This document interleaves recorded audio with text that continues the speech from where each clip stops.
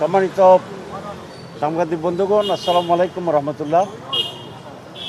আমরা বেশ কয়েকদিন আগ থেকেই পত্রিকার মাধ্যমে জানতে পারছিলাম যে পাকিস্তানের পররাষ্ট্রমন্ত্রী এবং ডেপুটি প্রধানমন্ত্রী উনি বাংলাদেশ সফরে আসবেন।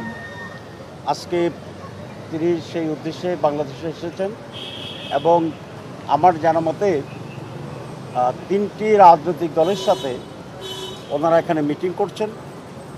প্রথমেই এনসিপি নেতৃবৃন্দের সাথে মিটিং হয়েছে, এরপরে এখন বাংলাদেশ জামাত ইসলামীর সাথে সৌজন্য সাক্ষাতের জন্য ওনারা আমাদেরকে দাওয়াত দিয়েছিলেন।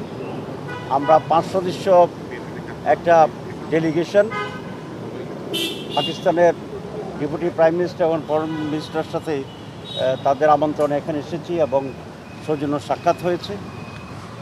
আমাদের সাথে দুই দেশের স্বার্থ সংশ্লিষ্ট বিষয়, একটা আঞ্চলিক বাণিজ্য এবং পারস্পরিক কীভাবে আরও সম্পর্ক বৃদ্ধি করা যায় এসব বিষয়ে আলোচনা হয়েছে এবং আগামীতে দুটি ভাতৃপ্রতিম মুসলিম রাষ্ট্রের সাথে আরও কীভাবে এক্সচেঞ্জ বৃদ্ধি করা যায় এবং সার্ককে কীভাবে আরও অ্যাক্টিভ করা যায়, সার্ককে শক্তিশালী করা যায়, এসব বিষয়ে আমরা এখানে কথা বলেছিলাম এবং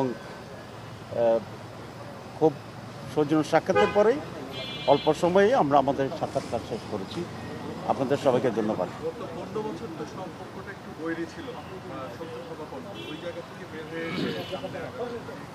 গত 15 বছরে তো বাংলাদেশের পররাষ্ট্রনীতিতে কিছুটা একপেশে ছিল।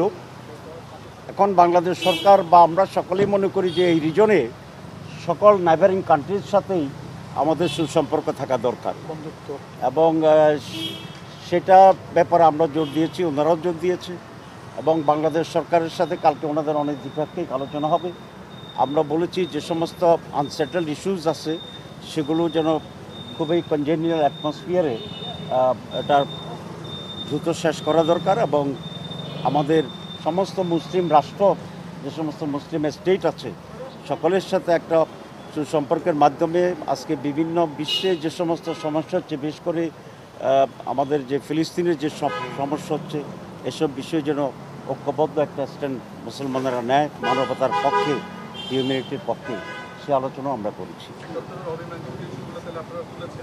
আমরা কোনো কথাই নেই, এসব বিষয় হচ্ছে যে দুইটি সরকারের আলোচনার বিষয়। আমরা আশা করি সরকার সেগুলো আলোচনা করবে। ধন্যবাদ। জাতীয় নির্বাচন কখন কীভাবে হবে সেটা প্রাসঙ্গিকভাবে আসছে, এটা নিয়ে তেমন আলোচনা হয়নি।